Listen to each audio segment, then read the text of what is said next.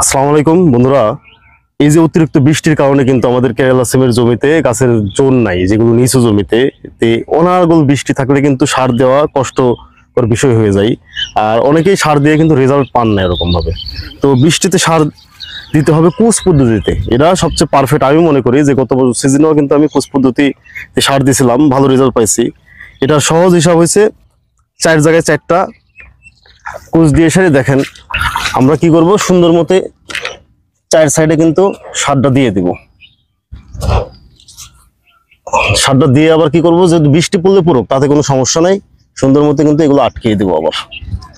তাহলে কিন্তু আমাদের সারটা যত বৃষ্টি হোক এটা কিন্তু ধীরে ধীরে খুবই সুন্দরভাবে কাজ করবে। আবার যদি মনে হয় যে না উপরেও কিছু দিব, সেটাও দিতে পারেন। সেটা তাতে হবে কি, যে এই সারটা দীর্ঘদিন কাজ করবে।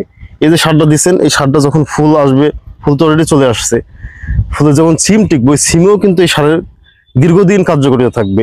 অনেকেই এই কুচ পদ্ধতি দিয়ে কিন্তু সিমে চাষ করেন, আবার অনেকেই জানেও না। তো আমাদের আজকে যেহেতু প্রথম সারের ডোজ, এর আগে কিন্তু আমরা সার দিই নাই। গাছের বয়স প্রায় 45 দিন। তো এখন থেকে আর বসে থাকার মতো কোনো সময় নাই, কেননা এই বছর লক্ষ্য করছি যে এই ওয়েদার মনে হয় না যে সামনে খুব বেশি একটা পরিবর্তন হবে। তাতে এই অবস্থা থেকে আমাদের জমিতে পরিচর্যা করে মোটামুটি একটা ভালো কন্ডিশন, গাছে ফুল আসলে ফল চলে আসবে। যে কারণে ট্রিটমেন্টগুলো খুবই জরুরি। যে ফার্স্ট অবস্থায় আমরা টিএসপি, এমওপি, জিপসাম, বোরন, তারপরে হয়েছে হিউমিক অ্যাসিড, এগুলো কিন্তু দিয়ে যাচ্ছি। অবশ্যই সার দেওয়ার পরে এই যে গাছের গোড়ায় কিন্তু দানাদারটা দেবেন, তাতে খুব ভালো একটা রেজাল্ট আসবে। যে নিচে যে গুটি হয়ে যাওয়া, এটা কিন্তু হবে না।